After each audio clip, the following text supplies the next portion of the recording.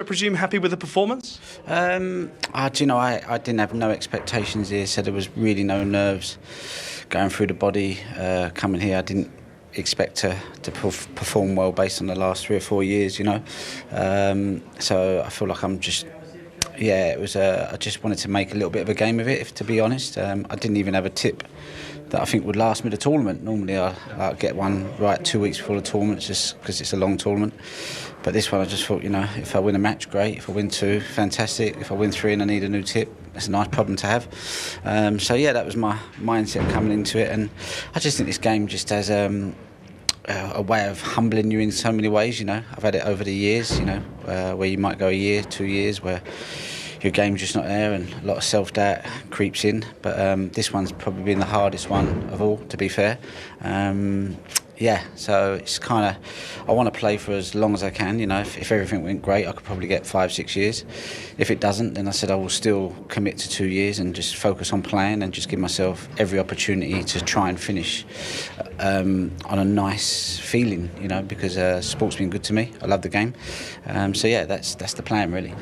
Can I ask about the difference between session 1 and session 2? Session 1 you looked okay, but session 2 you looked really sharp to people like us who are not experts but see the game and see the fact that you seem to be humming out there. Yeah, you have to. Listen, Ali had his chances yesterday, and on another day he would have taken them and maybe been 6-3 up.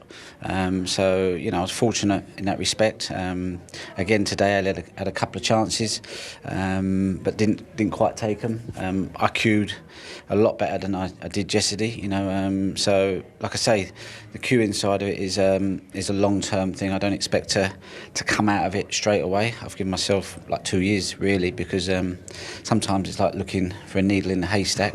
But I know what I need to do. I know what I want to get away from. So it will be a lot of self-taught. I'll be my own coach for the next 2 years with the help of Steve Peters. I just want to say a massive thank you to Steve, because he came down here.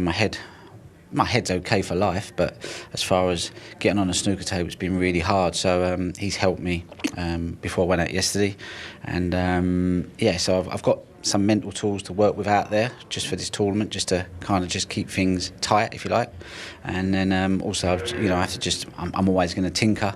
Can't get away from that, but it's just when to stop and when to just let your instinct take over, I suppose. So did you enjoy being back in competition once again? I loved it, yeah. I love being out there, I must admit, if I was struggling like have been, I wouldn't have enjoyed it.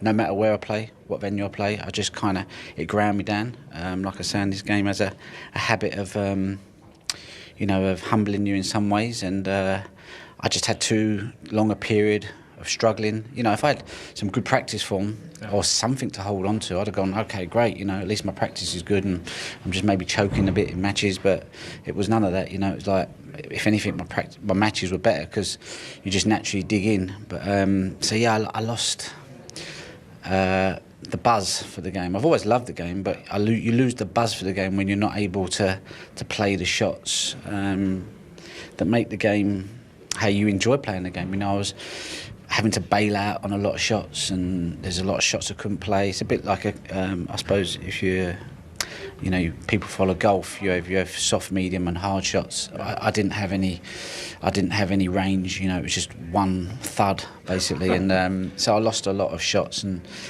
it kind of ground me down, so I'm just trying to work my way back and try and rediscover some touch and feel, if you like, and some timing. Well, I hope that today has given you something to hold on to. It was very impressive for us watching, especially the second session. Well done. Thank you.